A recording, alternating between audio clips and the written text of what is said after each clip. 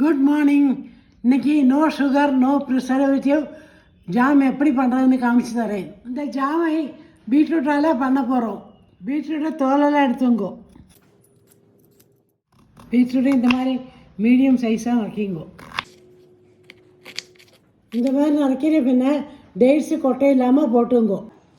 இதில் தண்ணியை விட்டு 3 விசிலுக்கு குக்கரில் வேக வச்சுங்கோ.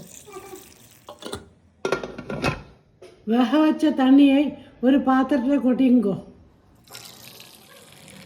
தண்ணி வெடித்த பின்ன இது நல்லா கூல் டவுன் பண்ணிங்கோ. பீட்ரூட் ஆகிற சமயத்தில் பீட்ரூட் தண்ணியை எடுத்து வச்சதை கடாயில் விட்டுங்கோ. இதில் வெல்லத்தை கரைச்சுங்கோ.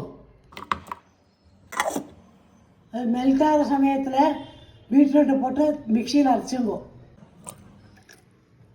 இந்த மாதிரி ஸ்மூத்தாக அரைச்சுங்கோ. வெல்லம் நல்லா கரைஞ்சாச்சு.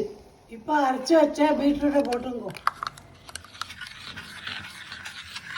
நல்லா மிக்ஸ் ஆன பின்ன ஒரு மூடியால் மூடி வச்சுங்கோ. அப்பப்போ கலந்து விட்டுருங்கோ. இந்த மாதிரி கெட்டியாக ஆறோன்னா நெய் கொஞ்சம் விட்டுருங்கோ. ஒரு 2 நிமிஷம் கலவிட்டு அடுப்பை அரைச்சிடுங்க. இப்போ இதில் எலுமிச்சம்பழம் புழிஞ்சு நல்லா மிக்ஸ் பண்ணிங்கோ.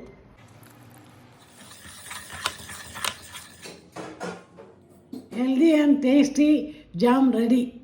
இதில் ப்ரிசர்வேட்டிவ் சர்க்கரை இல்லாததுனால குழந்தைகளுக்கு தைரியமாக கொடுக்கலாம். நீங்களும் ட்ரை பண்ணி எப்படி சொல்லுங்க.